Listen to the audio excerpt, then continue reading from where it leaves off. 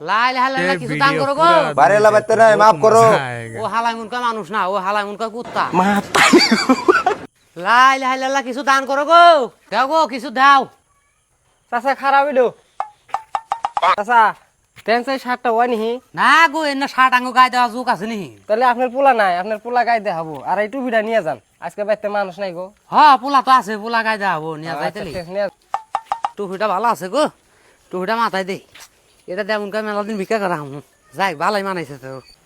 ওই দরজা খুল, ওই দরজা খুলতে এত দেরি হয় কা? ওই তো থানা থেকে 3 দিন থেকে ফোন করতে আছে, তুই থানা যাস না কে?